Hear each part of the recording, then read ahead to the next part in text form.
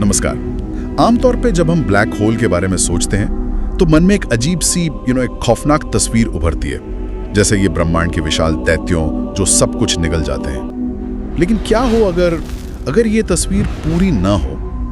क्या ये सिर्फ अंत नहीं बल्कि किसी और चीज की शुरुआत हो? आज हम एक ऐसी ही काफी चौंकाने वाली अवधारणा पर गहराई से बात कर रहे हैं। ब्लैक होल सभ्यताएं, मतलब ऐसी प्रजातियों का विचार जो शायद उन जगहों पर पनपी जहां समय लगभग रुक सा जाता है। हमारे पास जो स्रोत हैं वो हमें सोचने पर मजबूर करते हैं। क्या उन घूमते हुए अंधेरे पिंडों के अंदर, इवेंट होराइजन के पार, कोई ऐसा जीवन हो सकता है? कोई ऐसा जो हमें समय के परे से देख रहा हो? ये खगोल भौतिकी के शायद सबसे चुनौतीपूर्ण विचारों में से एक है। एक तरह का ब्रह्मांडीय कब्रिस्तान ही मानते हैं ना, जहां कहते हैं कि सूचना तक नष्ट हो जाती है। लेकिन ये स्रोत एक बिल्कुल ही अलग नजरिया पेश कर रहे हैं। ये ब्लैक होल को सिर्फ विनाश की जगह नहीं, बल्कि एक बहुत ही ज्यादा उन्नत, शायद अमरता के करीब पहुंची सभ्यता के लिए सबसे स्थिर, सबसे सुरक्षित घर के तौर पर देखते हैं। ये वाकई विज्ञान की कल्पना को उसकी सीमाओं तक धकेलता है। हाँ, ये तो है। तो अगर हम अपनी समझ से देखें, पारंपरिक नजरिए से, तो ये माहौल बेहद खतरनाक लगता है ना? इवेंट होराइजन, सिंगुलैरिटी, वो जबरदस्त गुरुत्वाकर्षण, ये सब तो मतलब जीवन के लिए बिल्कुल प्रतिकूल से लगते हैं। सही कहा। पर स्रोत यहीं पर एक तरह का यू टर्न लेते हैं। वो बताते हैं कि ब्लैक होल सिर्फ पदार्थ को नहीं, बल्कि स्पेस, टाइम, लाइट, शायद वास्तविकता के पूरे ताने बाने को ही तोड़ मरोड़ देते हैं। बिल्कुल। इन दस्तावेजों में खास तौर पर जोर दिया गया है कि ब्लैक होल के गुरुत्वाकर्षण के चंगुल में और खासकर इवेंट होराइजन के नजदीक समय का बहाव बाहरी ब्रह्मांड के मुकाबले बहुत ही धीमा हो जाता है, जिसे हम टाइम डिलेशन या समय विस्तार कहते हैं। वो सिद्धांत जिसके अनुसार गुरुत्वाकर्षण या गति समय की रफ्तार को धीमा कर सकती है। वहां बिताया गया शायद 1 घंटा बाहर के हजारों या लाखों सालों के बराबर हो सकता है। हमारे लिए तो ये सोचना भी मुश्किल है, एक बुरे सपने जैसा लगता है ये। हाँ, हमारे लिए तो है। हमारे जैविक शरीर, हमारी सीमित तकनीक, इस नजरिए से देखें तो ये विनाशकारी ही लगता है। पर यहीं पर इन स्रोतों का मुख्य तर्क सामने आता है। कल्पना कीजिए एक ऐसी प्रजाति की जो अरबों साल के विकास से गुजरी हो, एक ऐसी सभ्यता जिसने गुरुत्वाकर्षण को कंट्रोल करने में महारत हासिल कर ली हो, जो इवेंट होराइजन के पास मौजूद वो जो अपार ऊर्जा है उसका इस्तेमाल करना जानती हो, क्वांटम उलझाव, क्वांटम एंटेंगलमेंट के जरिए, मतलब जहां 2 कण दूरी की परवाह किए बिना जुड़े रहते हैं, उसके जरिए शायद तात्कालिक संचार कर सकती हो, और टाइम डायलेशन की भौतिकी को न सिर्फ समझती हो बल्कि उसका अपने फायदे के लिए उपयोग करती हो। अच्छा। तो ऐसी उन्नत प्राणियों के लिए ये खतरनाक माहौल शायद ब्रह्मांड का सबसे सुरक्षित और सबसे स्थिर घर हो सकता है। वे समय के उस धीमे बहाव का फायदा उठाकर एक तरह से लगभग अमरता पा सकते हैं। उनके लिए बाहर का ये जो तेजी से बदलता ब्रह्मांड है वो शायद एक प्रयोगशाला जैसा हो। हाँ, जिन चीजों को हम असंभव या विनाशकारी मानते हैं, वे शायद उन्हें अपने अस्तित्व की कुंजी समझती हों। और ये भी संभव है कि वे हमें हमारी ये तेज जीवन गति और क्षणभंगुर अस्तित्व के कारण शायद बेहद आदिम या फिर समझने लायक भी न मानती हों। ये बात तो ग्रहों पर जीवन की खोज के हमारे जो पारंपरिक तरीके हैं उन पर भी सवाल उठाती हैं। कुछ वैज्ञानिक, जैसा कि इन स्रोतों में लिखा है, मानते हैं कि बहुत ज्यादा उन्नत सभ्यताएं शायद ग्रहों को छोड़ चुकी होंगी, क्योंकि ग्रह तो बदलते रहते हैं, उनका वातावरण स्थिर नहीं होता, उल्का पिंडों का खतरा होता है। सही। तारे जो ग्रहों को ऊर्जा देते हैं वो भी हमेशा नहीं रहते, उनका ईंधन खत्म होता है और वे मर जाते हैं। आकाशगंगाएं भी आपस में टकरा जाती हैं। ब्रह्मांड एक गतिशील और कभी-कभी थोड़ी हिंसक जगह भी है। बिल्कुल सही कहा।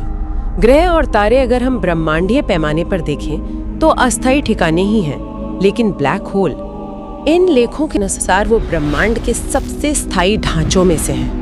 वो पदार्थ निगलकर लगातार बढ़ते हैं, खरबों सालों तक मौजूद रह सकते हैं, और वो ब्रह्मांड के ताने बाने को ही अपने चारों ओर मोड़ देते हैं। वो गुरुत्वाकर्षण के अंतिम किले हैं एक तरह से।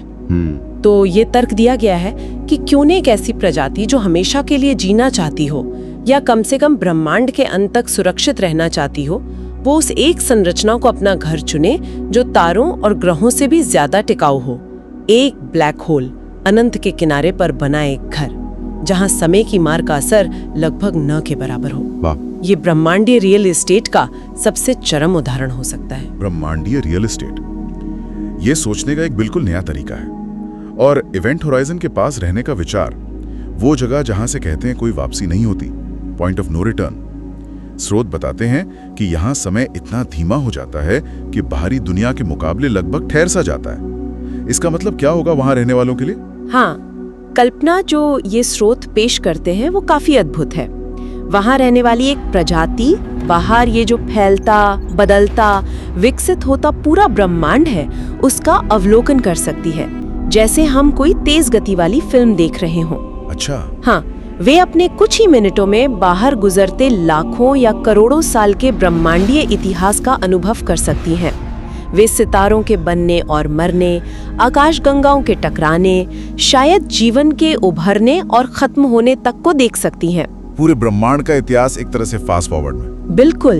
और ये सब करते हुए वे अकल्पनीय पैमाने पर ऊर्जा का प्रबंधन और इस्तेमाल कर सकती होंगी, शायद ब्लैक होल के घूमने की ऊर्जा से ही। तो मतलब जब तक हमारी पूरी सभ्यता शायद जन्म ले, विकसित हो और खत्म भी हो जाए। हाँ, जबकि हम बाहर जन्म लेते हैं, जीते हैं, उम्र दराज होते हैं और मर जाते हैं, हमारी सभ्यताएं बनती और बिगड़ती हैं। इवेंट होराइजन के पास रहने वाले ये जीव शायद मुश्किल से बदलते हों। उनके समय के पैमाने पर हमारा पूरा इतिहास, हमारी पूरी प्रजाति का अस्तित्व शायद एक पलक झपकने जितना हो, एक क्षणिक झिलमिलाहट। ये तो बहुत अजीब एहसास है। और यहीं पर शायद एक संभावित उत्तर छुपा हो सकता है उस सवाल का कि वे हमसे संपर्क क्यों नहीं करते अगर वे हैं तो।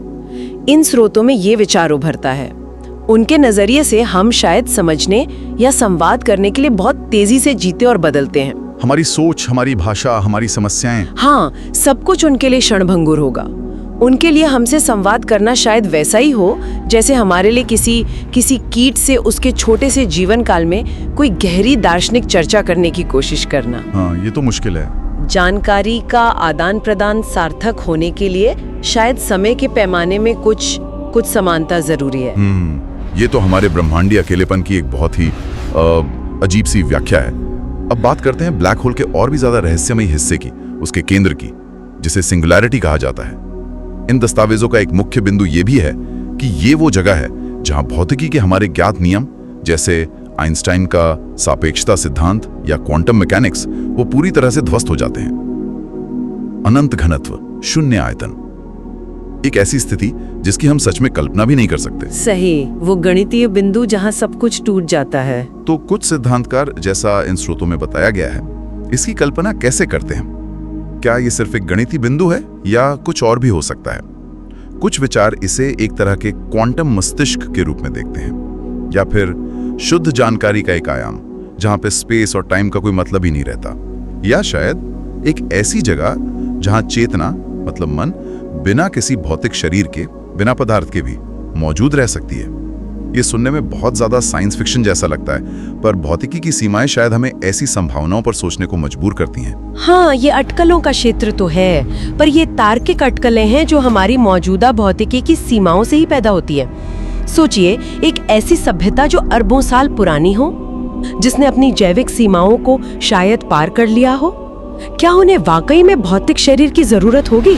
शायद नहीं। इन स्रोतों में ये संभावना जताई गई है कि वे शायद शुद्ध ऊर्जा या जानकारी के रूप में मौजूद हों। सिर्फ विचार, सिर्फ पैटर्न, सिर्फ जटिल सूचना संरचनाएं, एक सिंगुलैरिटी इंटेलिजेंस, शुद्ध मन की एक सभ्यता जो उस एक जगह पर निवास करती हो जहां समय उन पर शासन नहीं करता, जहां भौतिक बाधाएं अप्रासंगिक हों। सिंगुलैरिटी इंटेलिजेंस, वाह! और यहाँ एक और क्रांतिकारी विचार आता है जिसे हम बाहरी पर्यवेक्षक पूर्ण विनाश या अस्तित्व का अंत मानते हैं। सिंगुलैरिटी में गिरना, वो उन्नत प्राणियों से शायद परम स्वतंत्रता मानते हो। स्वतंत्रता विनाश से? हाँ, पदार्थ, ऊर्जा और यहाँ तक के स्पेस टाइम की सीमाओं से भी मुक्ति।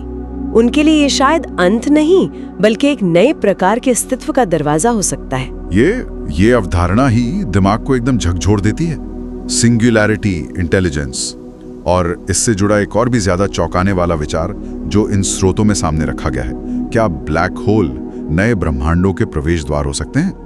क्या हर सिंगुलैरिटी अपने आप में एक बिग बैंग जैसी घटना को जन्म दे सकती है? हाँ, ये एक और बेहद दिलचस्प थ्योरी है। ये विचार, जिसे कभी कभी फर्टाइल यूनिवर्स या कॉस्मोलॉजिकल नेचुरल सिलेक्शन सिद्धांत से जोड़ा जाता है।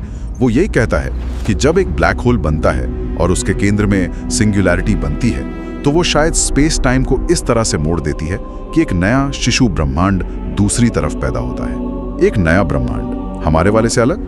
बिल्कुल, इस नए ब्रह्मांड के अपने भौतिक नियम हो सकते हैं, अपने स्थिरांक हो सकते हैं जो हमारे ब्रह्मांड से थोड़े अलग हों। तो अगर ये सच है, इसके मायने क्या होंगे? सोचिए, इसके निहितार्थ क्या होंगे। एक ब्लैक होल के अंदर रहने वाली सभ्यता वो सिर्फ हमारे ब्रह्मांड में ही सीमित नहीं होगी। वो शायद इन नए नए बने ब्रह्मांडों का पता लगा सकती हों या शायद उनमें यात्रा भी कर सकती हों। यात्रा? दूसरे ब्रह्मांडों में? हाँ, वे आकाश गंगाओं की विशाल दूरियों, प्रकाश की गति की परम सीमा, या यहाँ तक कि हमारी ये जो 3 आयामों वाली वास्तविकता है या हमारी समय रेखा, शायद इन सब से भी बंधे ना हो। उनके लिए ब्रह्मांड शायद एक बंद कमरा ना हो, बल्कि संभावनाओं का एक अंतहीन नेटवर्क हो सकता है। एक मल्टीवर्स का नक्शा जहां हर ब्लैक होल एक संभावित दरवाजा हो। हमारी वास्तविकता शायद उस विशाल बहुब्रह्मांडीय संरचना का बस एक छोटा सा हिस्सा हो और ये सभ्यताएं उस संरचना की खोजकर्ता या शायद यात्री हो। मल्टीवर्स की यात्रा, ये तो विज्ञान कथा को भी मीलों पीछे छोड़ देता है। लेकिन फिर वही पुराना सवाल लौट कर आता है जो शायद हर कोई सोच रहा होगा। अगर ऐसी अविश्वसनीय रूप से उन्नत सभ्यताएं मौजूद हो सकती हैं, चाहे वो ब्लैक होल के पास रहती हों या सिंगुलैरिटी में या मल्टीवर्स में घूमती हों, तो हम उन्हें कभी ढूंढ क्यों नहीं पाते? हम सेटी प्रोजेक्ट में रेडियो सिग्नल सुनते हैं, हम केपलर और जेम्स वेब जैसे टेलीस्कोप से ग्रहों के वायुमंडल में जीवन के निशान खोजते हैं, हम डायसन स्फीयर जैसे एलियन मेगा स्ट्रक्चर की तलाश करते हैं। हमें अब तक कुछ क्यों नहीं मिला? ये एक बहुत ही जायज सवाल है। लेकिन इन दस्तावेजों में तर्क दिया गया है कि एक ब्लैक होल सभ्यता शायद इनमें से किसी भी पारंपरिक मतलब एनर्जेटिक या विजिबल तरीके का इस्तेमाल ही न करें। क्यों करेंगी भला?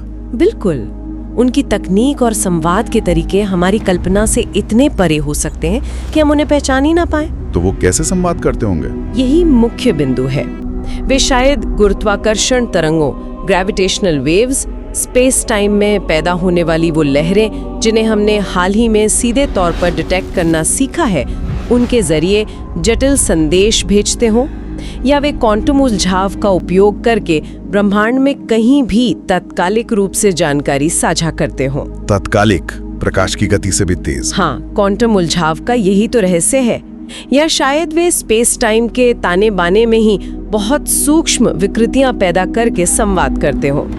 ये ऐसी तकनीकें हैं जिनका हम अभी पता लगाना तो दूर, ठीक से सिद्धांत भी नहीं बना पाए हैं। तो हम उन्हें सुन ही नहीं सकते एक तरह से। हाँ, इन स्रोतों में एक दिलचस्प तुलना की गई है। शायद हम उन आदिवासियों की तरह हैं जो जंगल में ढोल पीटकर संदेश भेज रहे हैं, जबकि ऊपर से गुजरते हवाई जहाज में लोग वाईफाई पर बात कर रहे हैं। या हम उन बच्चों की तरह हैं जो क्वांटम कंप्यूटरों और तात्कालिक वैश्विक संचार की दुनिया में वॉकी टॉकी से फुसफुसा रहे हैं। हम उनकी बातचीत, उनके संकेतों के प्रति पूरी तरह बहरे हो सकते हैं, क्योंकि हम न तो सही फ्रीक्वेंसी पर सुन रहे हैं और ना ही हमारे पास सुनने के लिए सही कान है, यानी सही तकनीक। वो शायद हर समय हमारे चारों ओर बात कर रहे हों। हाँ, और हम उसे सिर्फ शोर या ब्रह्मांडीय पृष्ठभूमि विकिरण समझ रहे हों। ये तो बहुत ही विनम्र करने वाला विचार है कि हम शायद इतने आदीम हों कि हमें पता ही ना चले। और अब हम उस अंतिम, सबसे गहरे और शायद सबसे ज्यादा परेशान करने वाले विचार पर आते हैं जो ये स्रोत सामने रखते हैं। क्या एक ब्लैक होल के अंदर रहने वाली एक हाइपर एडवांस्ड, लगभग ईश्वर तुल्य प्रजाति जो समय और भौतिकी के नियमों से परे हो, क्या वो खुद ब्रह्मांड बना सकती है, सिंगुलैरिटी के अंदर की परिस्थितियों को नियंत्रित करके? ये वाकई सबसे ज्यादा सट्टात्मक विचार हैं, पर ये उन विचारों का एक तार्किक विस्तार है जिनकी हमने अब तक चर्चा की है। अगर उन्होंने ऐसा किया या वे ऐसा कर सकते हैं, तो क्या ये संभव है कि हमारा अपना ब्रह्मांड ये भी उन्हीं में से एक हो? किसी के द्वारा डिजाइन किया गया, कोडित किया गया एक विशाल जटिल सिम्युलेशन, या शायद एक बीज की तरह उगाया गया जिसके भौतिक नियम और स्थिरांक उन्होंने तय किए हों ताकि जीवन पनप सके, या किसी खास उद्देश्य के लिए? हाँ, ये निर्माता परिकल्पना, क्रिएटर हाइपोथेसिस का एक बहुत ही अजीब पर वैज्ञानिक रूप है। अगर कोई सभ्यता सिंगुलैरिटी की भौतिकी को समझ सकती है और उसे नियंत्रित कर सकती है, और अगर सिंगुलैरिटी नए ब्रह्मांडों को जन्म दे सकती है, तो ये सवाल उठना लाजमी है। तो इस नजरिए से देखें तो हम शायद उन्हें बाहरी ब्रह्मांड में खोज नहीं रहे हैं। हाँ, शायद हम अनजाने में उन्हें याद करने की कोशिश कर रहे हैं या उनके बनाए नियमों को समझने की कोशिश कर रहे हैं, जैसे कोई पात्र अपने लेखक को समझने की कोशिश करे, या कोई रचना अपने रचयिता के इरादों को जानने की। बिल्कुल। ये हमारे अस्तित्व, हमारी वास्तविकता की प्रकृति पर ही सबसे बड़ा प्रश्न चिन्ह लगा देता है। तो इन सभी स्रोतों से मिले विचारों को अगर हम समेटें तो क्या निष्कर्ष निकलता है? शायद ब्लैक होल सिर्फ तारों की भव्य कब्रें नहीं है, बल्कि वे अति उन्नत सभ्यताओं के गर्भ हो सकते हैं, पालने जहां जीवन समय की बाधाओं से मुक्त हो जाता है। हाँ, एक ऐसी संभावना, ऐसी प्रजातियां जिन्होंने भौतिकी के ज्ञात नियमों को पार करना सीखा हो, प्रकाश की गति की सीमा को लांघना सीखा हो, और शायद समय के अथाह सागर में यात्रा करना भी सीखा हो। ऐसी सभ्यताएं जिनकी कल्पना करना भी हमारे लिए मुश्किल है। और इन स्रोतों में एक तरह की चेतावनी भी छिपी हुई है, मुझे लगता है। अगर ऐसी सभ्यताएं वास्तव में मौजूद हैं, तो हम शायद उनके अस्तित्व की विशालता को समझने या उसका सामना करने के लिए कभी पूरी तरह तैयार नहीं हो सकते। वे हमारी समझ से इतने परे होंगी कि शायद खतरा या दोस्त जैसी हमारी श्रेणियां उन पर लागू ही ना हो, और वे हमेशा हमसे एक कदम आगे रहेंगी, क्योंकि वे उस दृष्टिकोण से ब्रह्मांड को देखती हैं जहां समय का मतलब ही कुछ और है, जहां से वे ब्रह्मांड के अरबों साल के नाटक को एक ही नजर में देख सकते हैं। हाँ, वे वहां रहती हैं जहां समय खुद लगभग स्थिर रहता है। उनकी सोच, उनके उद्देश्य, उनके कार्य करने का तरीका, सब कुछ हमारी समय सीमा और हमारी समझ से पूरी तरह बाहर होगा। अंतिम विचार, ये सब कुछ हमें एक बहुत गहरे प्रश्न पर सोचने के लिए मजबूर करता है। अगर ऐसी सभ्यताएं वास्तव में मौजूद हैं, चाहे वे ब्लैक होल के अंदर हों या किसी ऐसे रूप में जिसकी हम कल्पना भी नहीं कर सकते, तो वास्तविकता, समय और ब्रह्मांड में हमारे अपने स्थान की हमारी वर्तमान समझ कितनी सीमित है, कितनी कच्ची और कितनी अधूरी है। क्या ब्रह्मांड हमारी सबसे बेतहाशा कल्पनाओं से भी कहीं ज्यादा अजनबी, अद्भुत और रहस्यों से भरा हुआ है? ये एक ऐसा सवाल है जो इन स्रोतों की गहराई में उतरने के बाद जहन में गूंजता रहता है, हमें विनम्र बनाता है और शायद ब्रह्मांड को एक नई, विस्मय भरी नजर से देखने के लिए प्रेरित करता है।